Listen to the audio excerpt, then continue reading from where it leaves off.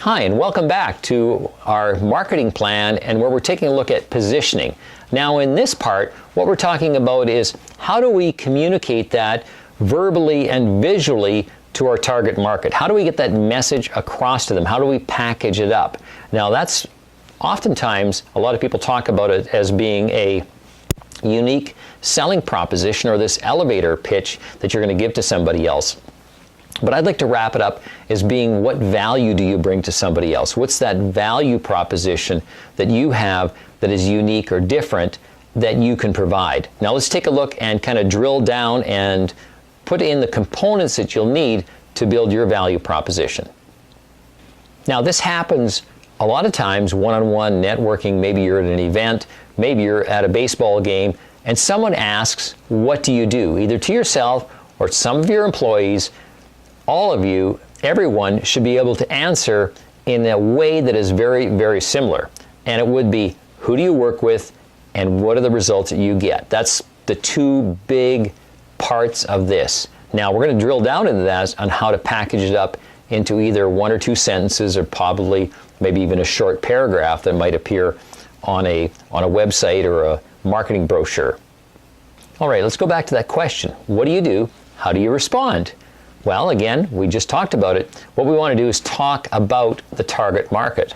So in your case, depending on what the business is here, but let's just make an example up, you could say, we work with small construction companies who build projects between $1 and $5 million in this particular area.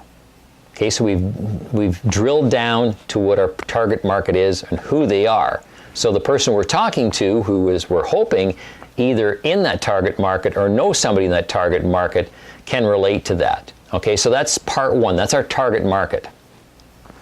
Next is we want to articulate or explain what the problem is or the challenge or what are these predicaments that people get into in that particular target market. So in this case, what we could go on after you explained about the target market is saying that they often find that the ability to work with City Hall and getting all of the permits, the zoning, everything complete on time tends to drag out and cause excess expenses and delays in their construction. So you'll want to be able to package that up so it flows smoothly into one short, crisp portion of a sentence. Now after you've explained to someone what the target market is, the problem that they have, then what may come up is, well, how do you do that? Or what happens then?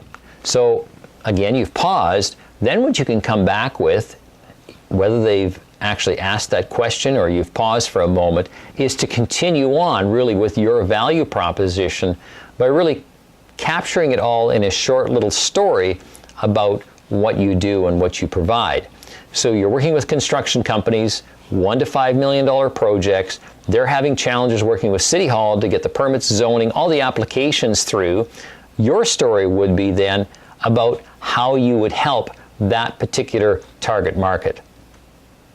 So in this case, what you can do is you can take, not a hypothetical business owner, what you can do is talk about one of your past experiences, the successes that you've had, and explain that in a story. So you could go ahead and say, well, in the past, we've worked with ABC Company who had been putting together their packages and being able to build out these construction projects in anywhere from 9 to 14 weeks, these relatively small packages. However, there are still finding stumbling blocks.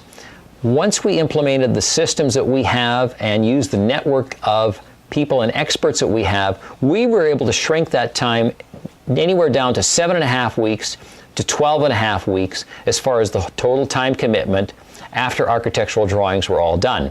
Thereby, we're saving them anywhere from 17% to 21% on their overhead, or whatever number it is. But again, be very specific and be able to talk to them about that. So in other words, what you've done is you've encapsulated what your solution is and the benefit to your solution to that particular target market. Now again, this may bring in other questions. Now again, you might be delivering this in a presentation to your target market. Maybe what you're doing is that you're at a trade show event where your target market is at, or maybe it's one-on-one over a cup of coffee. I'm not sure where you're at. But from there, again, what you want to do is include how you are unique in the marketplace. Now, that could be because of the staff that you have. It could be because of the relationships you have. It could be the time that you've been in the business, that you've developed relationships, in this case at City Hall, and with other parts of the permitting and zoning process that allows your workflow to move quicker and ultimately save money for your customers. Now, that wraps up this portion of the video. Let's take a look at, once you've got somebody's interest, what is the next thing you can do after that, and at the same time, even if you haven't captured somebody's interest who could be a potential customer, client, or patient. Let's take a look at that in the next video.